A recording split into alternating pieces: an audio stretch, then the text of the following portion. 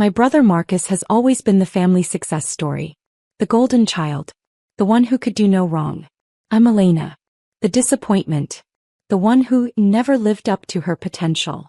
Marcus graduated from Stanford Business School in 2015. Dad threw him a party with 200 guests. There were speeches. A video montage. Dad actually cried during his toast about how proud he was.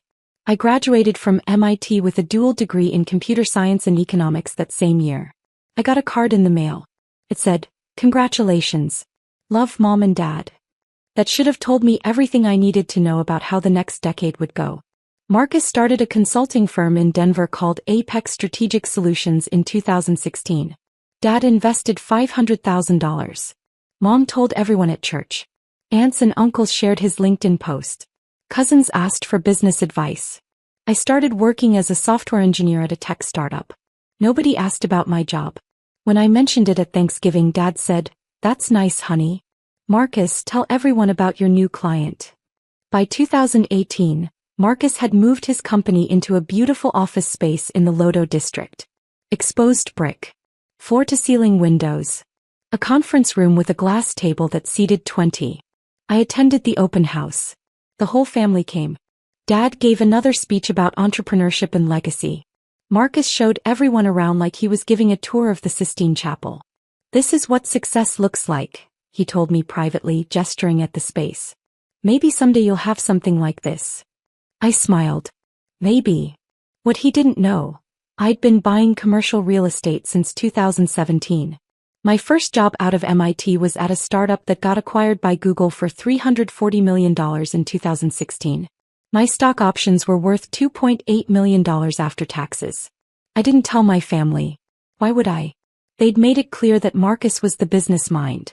I was just the quiet one who played with computers. So I stayed quiet. And I invested. I bought my first commercial property in 2017. A small office building in Boulder. $1.2 million. I rented it out to 3 tech startups. Positive cash flow from day one. My second property came 6 months later. An office complex in Denver Tech Center. $3.4 million. 6 tenants. All long-term leases. By 2019, I had a portfolio worth $18 million across Colorado. That's when the building became available. Marcus had been renting office space in the Lodo district for 3 years.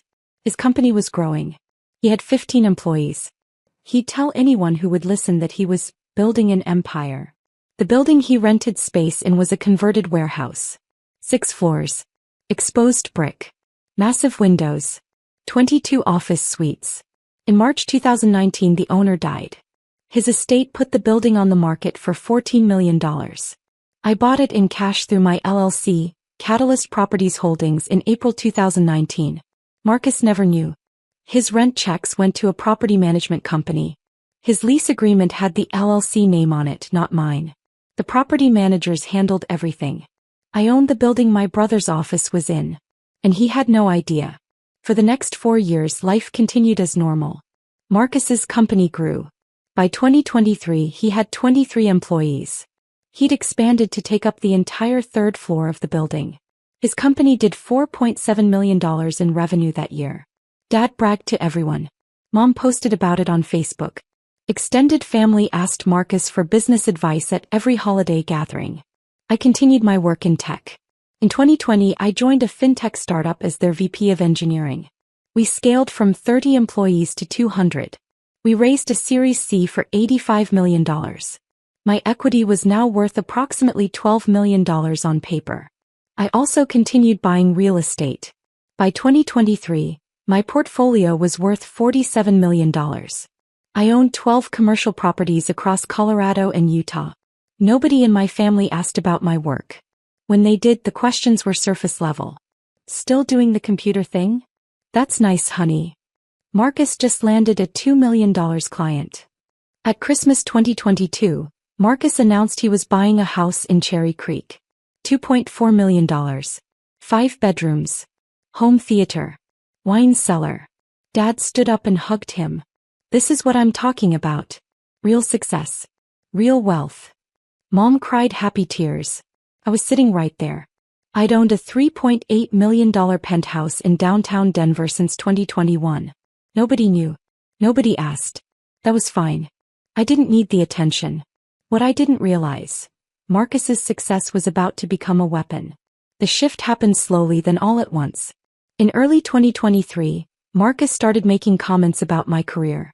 Still working for someone else? He'd ask at family dinners. Must be nice to have a boss. How's the 9-to-5 treating you? Some people are entrepreneurs. Some people are employees. Both are necessary. Dad would laugh. Mom would change the subject. But the message was clear. I was the lesser sibling. By mid-2023, Marcus started inviting me to lunch. He'd frame it as brother-sister bonding, but every conversation turned into business advice. You should think about starting something, he'd say. You're smart enough. You just lack vision. The problem with people like you is you're afraid to take risks. If you ever want to stop playing it safe, I could mentor you. I'd nod, smile, say thank you, and I'd go back to managing my $47 million real estate portfolio. Then came Thanksgiving 2023. The whole family gathered at Mom and Dad's house. 30 people. Turkey. Football. The usual chaos. Marcus stood up after dinner and made an announcement. I wanted everyone to hear this together, he said. Apex Strategic Solutions is expanding. We're opening a second office in Boulder. We're projecting $8 million in revenue for 2024. Applause. Congratulations. Dad shook his hand. Then Marcus looked at me. Elena, I know you've been struggling to find your path, he said in front of everyone. If you ever want to learn how business really works, I'd be happy to bring you on. Entry-level position. You could learn from the ground up. The room went quiet. Mom looked at me hopefully. Dad nodded encouragingly. Cousins waited for my response. I smiled. That's very generous, Marcus. I'll think about it. What I didn't say, I owned the building his office was in. His company paid me $28,000 a month in rent through his lease agreement. I'd made $1.4 million from his rent alone over the past 4 years. But I stayed quiet. I wasn't hiding. I was watching.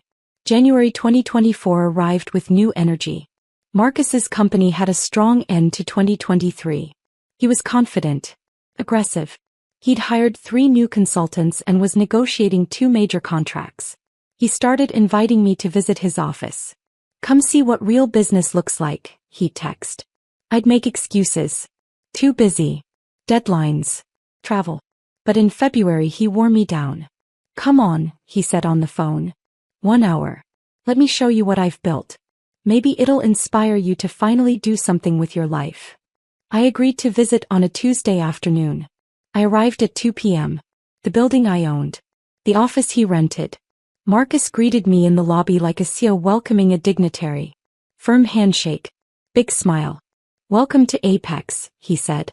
He gave me the full tour. The open workspace. The conference rooms. The kitchen with the espresso machine. The collaboration areas with whiteboards covered in strategy diagrams. His employees were polite. Professional. They clearly respected him. This is what 23 people and 4 years of hard work looks like. Marcus said as we stood in his corner office. This is what happens when you're willing to take risks. I nodded. It's impressive. It could be your future too, he said. If you're willing to learn. If you're willing to put in the work instead of just collecting a paycheck from some tech company. Something in his tone bothered me. But I stayed calm. I appreciate the offer, I said. We went to the conference room. He showed me a presentation about the company's growth trajectory. Slides about revenue. Client acquisition. Market expansion. We're going to need more space soon, he said. This building has been perfect, but we're outgrowing it. What will you do? I asked. Probably move to a bigger location, he said. Or buy this building ourselves. Dad's been talking about investing more capital. I sipped my coffee. Said nothing. The visit ended with Marcus walking me to the elevator. Think about my offer, he said. You're 33, Elena. Time to stop playing it safe and start building something real. The elevator doors closed. I stood there for a moment. Looked at the directory on the wall. 3rd floor. Apex Strategic Solutions. My building. My tenant. My $28,000 monthly rent payment.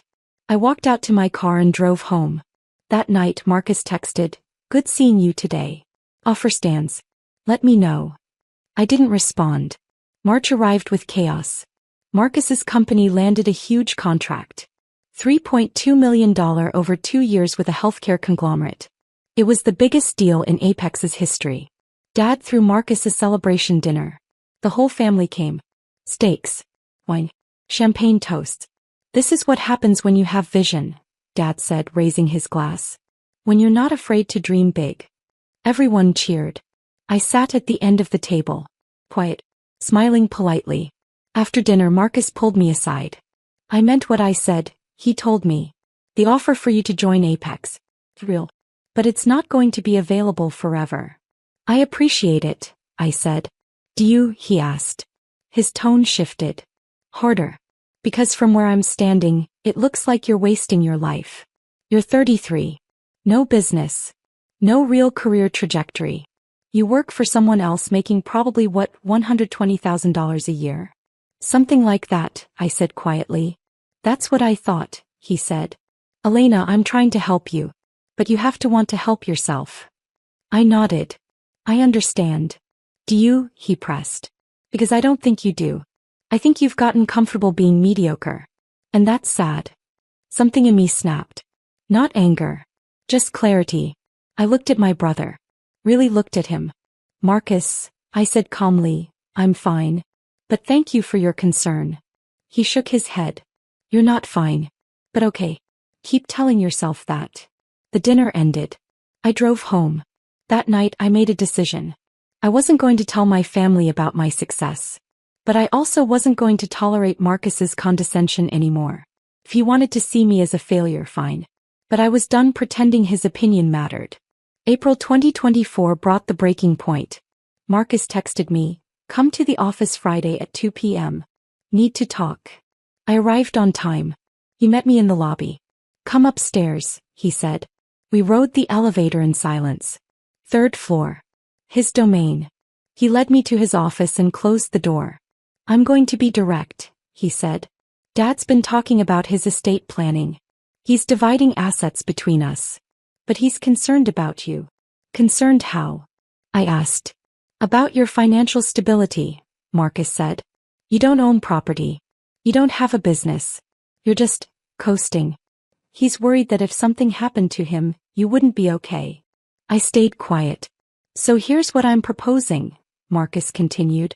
"I'll buy you out of your inheritance now. Dad's portion would be about $400,000 for each of us.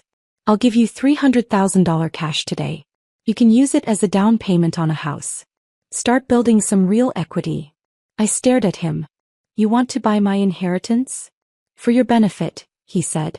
"So you can actually start building wealth instead of just existing paycheck to paycheck." "And you discussed this with Dad?" I asked. "He thinks it's a good idea," Marcus said. "He wants to make sure you're taken care of. This way you get capital now when you need it. I get more stake in the family business properties Dad owns. Everyone wins." I leaned back in my chair. "That's very generous." "I'm trying to help you," he said. "But you have to accept help, Elena." I looked around his office. The desk. The view. The framed photos of him with clients. All in my building. "I need to think about it," I said. His expression hardened. "There's nothing to think about. This is a good deal. Unless you're too proud to accept help from your successful brother." "It's not about pride," I said. "Then what's it about?" he demanded. "Because from where I'm sitting, you're about to turn down a lifeline because you can't admit you need one." I stood up.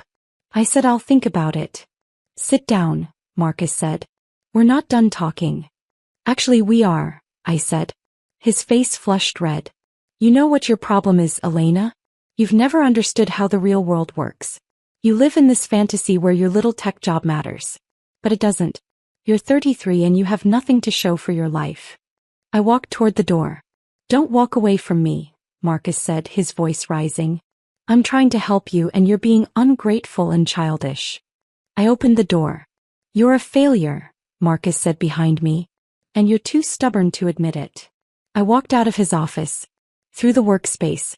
Past his employees who had stopped typing to watch the commotion. I reached the elevator. Press the button. Marcus appeared in the hallway. Fine, he yelled. Go back to your mediocre life. But don't come crying to me when you finally realize you wasted your potential. The elevator doors opened. I stepped inside. This building is for real entrepreneurs, Marcus shouted. Not people who are too scared to take risks. The doors started to close. Pack your shit if you're ever here again, he yelled. This space is for people who actually matter. The doors closed. I rode the elevator down in silence, walked to my car, drove home, and made a phone call. Friday night I called my property manager. I need you to deliver something Monday morning, I said. To Apex Strategic Solutions. 3rd floor. Addressed to Marcus Chen, CO. What are we delivering? She asked. A lease violation notice and eviction proceedings, I said. I'm terminating their lease effective immediately for violations of Section 12, Clause 4, harassment of property ownership. Ms. Chen, she said carefully, that's going to create significant legal complications for you. No, I said. It's going to create complications for him. I want it delivered at 9 a.m. Monday. By courier. With documentation of everything. Everything, she asked. Property ownership records. Purchase date. LC documentation. Is 4 years of rent payments. All of it. There was a pause. Are you sure? Very sure, I said. It's time my brother learned who owns the building he's been working in. Understood, she said. I'll prepare everything. I hung up. Saturday and Sunday passed slowly. I didn't hear from Marcus. Didn't hear from family. I spent the weekend reviewing documentation, making sure every detail was perfect. Monday morning arrived. I woke up at 6 a.m., made coffee, sat on my balcony overlooking downtown Denver. At 8:45 a.m. my phone rang. Property manager. The courier is on his way, she said. He'll be there at 9 a.m. exactly. Thank you, I said. I waited. At 9:47 a.m., my phone started ringing. Marcus. I let it go to voicemail. He called again. And again. At 10:03 a.m. a text arrived. Call me now. Another text. What the fuck did you do? Another. This is a joke, right? This has to be a mistake. I didn't respond. At 10:17 a.m. Dad called. I answered. Elena, Dad said. His voice was tight. Marcus just called me. He's saying you own his building? That you sent him an eviction notice. That's correct, I said calmly. What are you talking about? Dad demanded. How could you own that building? I bought it in April 2019, I said. For $14 million. In cash. Through my LLC, Catalyst Properties Holdings. Silence. That's not possible, Dad said. You don't have $14 million. I had $18 million in 2019, I said. My current portfolio is worth about $47 million. The building Marcus rents from is one of 12 commercial properties I own. More silence. You're lying, Dad said. I'm not, I said. Marcus has been paying me $28,000 a month in rent for the past 4 years.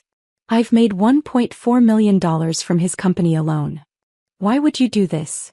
Dad asked. Why would you hide this from us? I didn't hide it, I said. Nobody ever asked. Don't give me that, Dad snapped. You deliberately kept this from the family. Did I asked. Or did everyone just assume Marcus was the only successful one? Did anyone ever ask about my career? My finances? My life? Dad didn't answer. Friday afternoon, I continued, Marcus told me I was a failure. He said this building was for real entrepreneurs. He told me to pack my shit. So I'm granting his wish. He has 30 days to vacate the premises. Elena, Dad said, his voice changing. Softer. Let's talk about this. Don't make rash decisions. It's not rash, I said. It's been 4 years overdue. You can't kick your brother out, Dad said. His whole business is there. His employees. His clients. He should have thought about that before he decided I didn't matter, I said. Elena, please, Dad said. Let's have a family meeting. We can work this out. There's nothing to work out, I said. Marcus violated his lease agreement. He has 30 days. The property management company will handle everything from here. I hung up. The next 72 hours were chaos. Monday afternoon, 23 calls from Marcus. 17 from Dad. 8 from Mom. 12 from extended family members who'd somehow heard. I didn't answer any of them. Tuesday morning, Marcus showed up at my building. Security called me. "There's a Marcus Chin here demanding to see you," the security guard said. "Tell him I'm not available," I said. "He's very insistent," the guard said. "He says he's your brother. Tell him to contact my property management company for all matters related to his lease," I said. Marcus left. Tuesday afternoon, a lawyer called. Marcus had hired an attorney. "Miss Chin," the lawyer said, "I represent Apex Strategic Solutions. We'd like to discuss the lease termination. All communications should go through my property management company and my attorney," I said. I gave him both numbers and hung up. Tuesday evening, Mom showed up at my penthouse. I let her in. "Elena," she said, crying. "What are you doing? Why are you trying to destroy your brother?" "I'm not destroying him," I said calmly. "I'm enforcing a lease agreement he violated." "He didn't violate anything," Mom said. "He just spoke honestly to you." "He told me to pack my shit," I said. "He called me a failure. He said the building was for real entrepreneurs." "In my building, Mom. The building I own." "You should have told us," Mom said. "You should have told us you were successful." "Why?" I asked. "So you could celebrate Marcus less? So Dad could actually acknowledge I exist." Mom's face crumpled. "That's not fair. Isn't it?" I asked. "When's the last time anyone asked about my job, my life, anything that wasn't about Marcus?" She didn't answer. "I bought my first property in 2017, I said. "I've owned a $47 million real estate portfolio for years. I'm the VP of engineering at a fintech company worth $300 million. My equity alone is worth $12 million. I own a $3.8 million penthouse. And not one person in this family ever asked if I was okay, if I needed anything, if I was successful. Because you never told us," Mom whispered. "I shouldn't have had to," I said. "You're my family. You should have cared enough to ask." Mom left in tears. Wednesday morning, Dad called. I answered. "Your mother is devastated," he said. "I'm sorry to hear that," I said. "Elena, this needs to stop," Dad said. His voice was hard now. "I agree. You're tearing this family apart over your ego." "My ego?" I asked. "Yes," he said. "You're mad that Marcus got attention. So you're punishing him." "I'm enforcing a legal agreement," I said. "Nothing more." "We need to talk," Dad said. "As a family. Saturday. My house. Everyone will be there." "I don't think that's a good idea," I said. "I'm not asking," Dad said. "You will be there. Or you're out of this family permanently." He hung up. Saturday arrived with gray skies and cold wind. I drove to my parents' house at 2 p.m. Every family member's car was in the driveway. Dad, Marcus, Aunt Linda, Uncle Tom, cousins. This was an intervention. I walked in. Everyone was sitting in the living room. Silent. Waiting. "Elena," Dad said. "Sit down." I sat. Marcus was across from me. His eyes were red. He looked like he hadn't slept. "We're here," Dad said, "because this situation has gotten out of control. Elena, you're destroying your brother's business over a personal grudge." "I'm not destroying anything," I said. "I'm terminating a lease he violated." "You own the building," Marcus said, his voice breaking. "You've owned it this whole time. And you never told me." "You never asked," I said. "Why would I ask?" Marcus shouted. "You're my little sister. You work at a tech company. How was I supposed to know you're secretly a real estate mogul?" "Maybe by talking to me?" I said. "Maybe by asking about my life instead of assuming you were the only successful person in the family?" "That's not fair," Marcus said. "Isn't it?" I asked. "You offered me an entry-level position at your company. You called me a failure. You tried to buy out my inheritance because you thought I was broke. You did all of this while paying me $28,000 a month in rent." The room went silent. "You humiliated me," Marcus whispered. "You let me lecture you about business while you secretly owned my building." "I didn't humiliate you," I said. You humiliated yourself. Elena, Mom said, you have to understand how this looks. You hid your success. You let us think you were struggling. And now you're using it as a weapon. I never hid anything, I said. I just stopped sharing. Because every time I tried I was ignored. Dismissed. Talked over. So I stopped trying. That's a lie, Dad said. Is it? I asked. Dad, when did you last ask about my job? He didn't answer. When did anyone ask if I needed help? If I was happy? If I was successful? I looked around the room. When did any of you see me as anything other than Marcus's disappointing little sister? We love you, Mom said. Do you? I asked. Because it's felt like conditional love for the past decade. Love if I celebrated Marcus.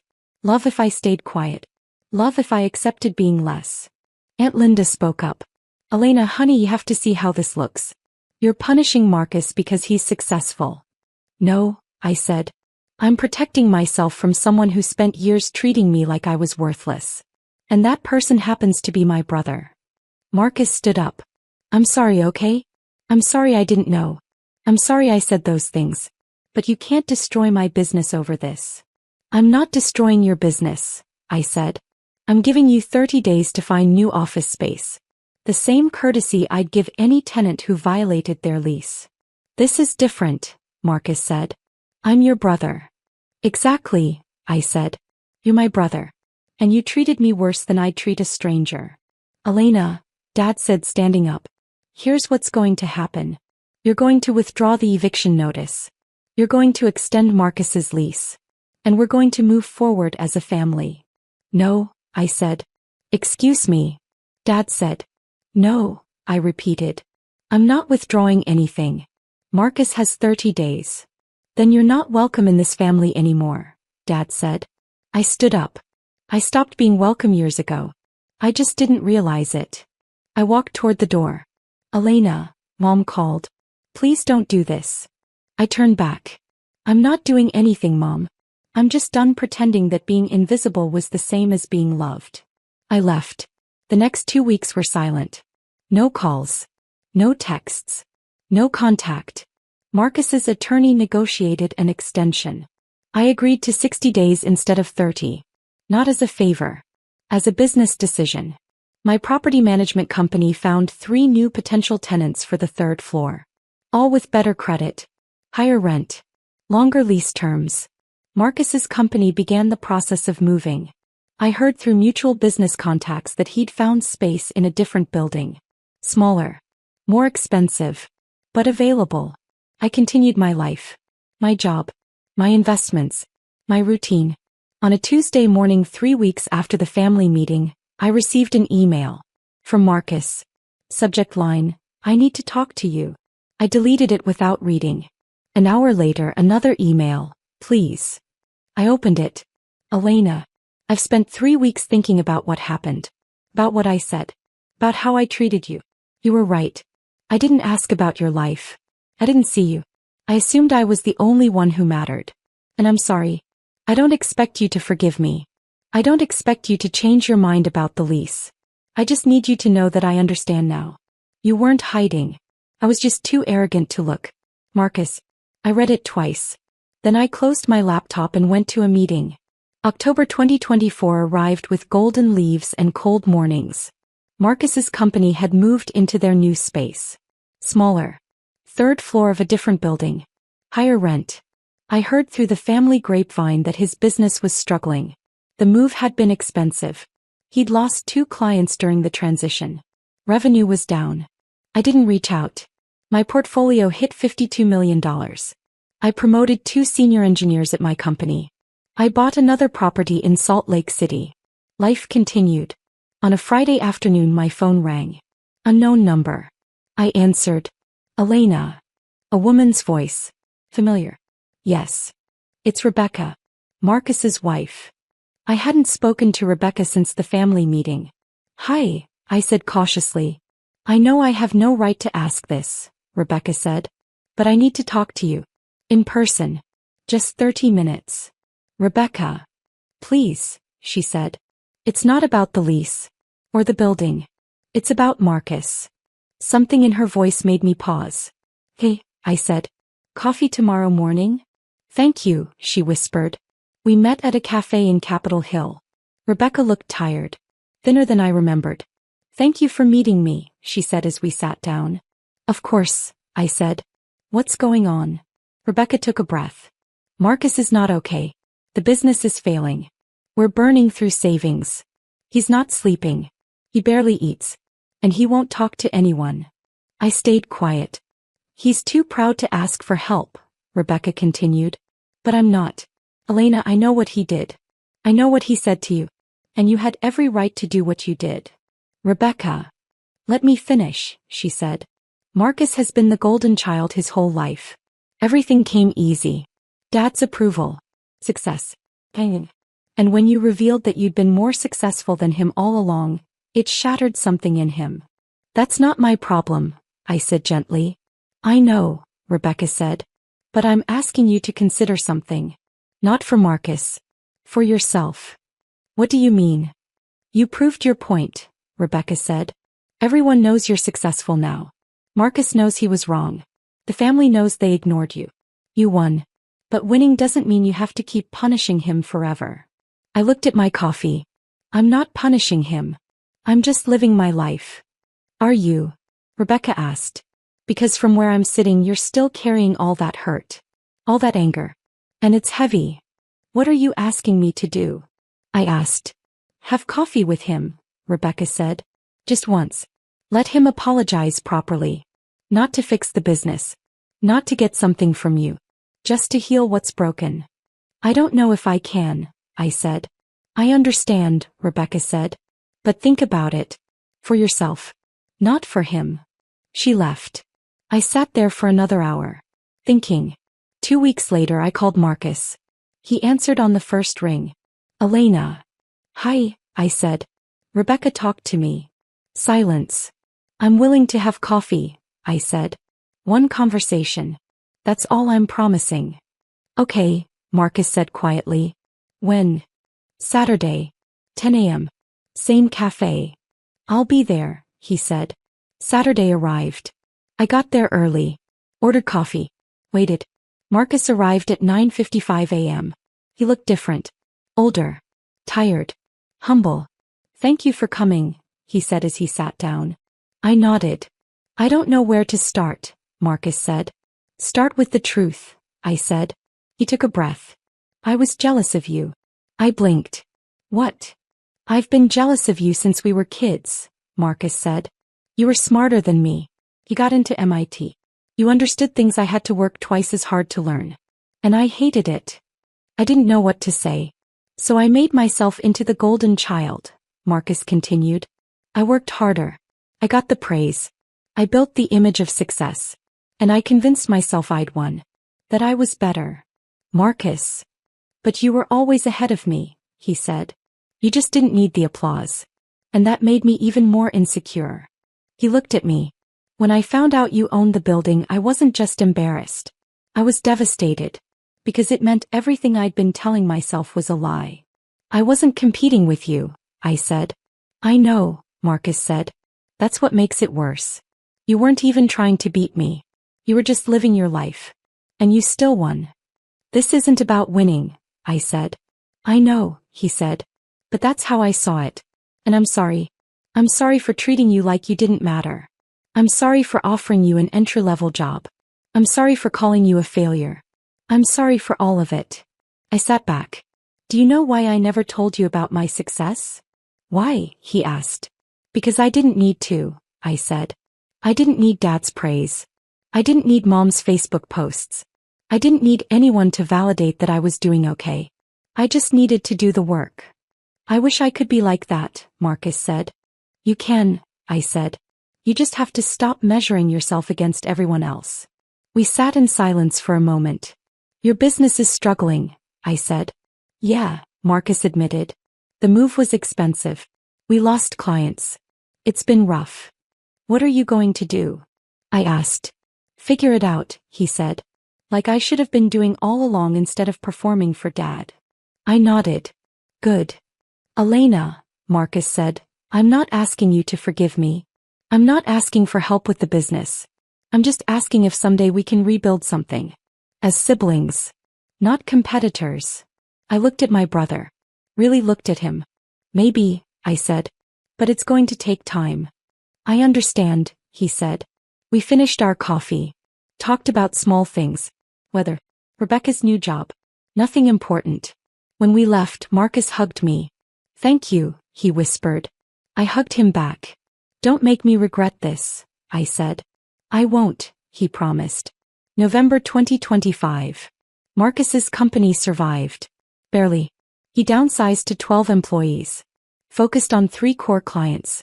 Stopped chasing the appearance of success and started building something sustainable. Dad and I still haven't spoken much. Mom tries. I let her.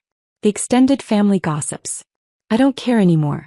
My portfolio hit $61 million. I got promoted to Chief Technology Officer at my company. We're preparing for an IPO. Marcus and I have coffee once a month. We talk about business, life, mistakes we've made. He's different now. Humbler. More honest. Last week he asked for my advice on a real estate investment. I gave it. Not because I forgave him, but because I'm ready to stop carrying the weight of what happened. Rebecca was right. Winning isn't about punishment. It's about freedom. And I'm finally free.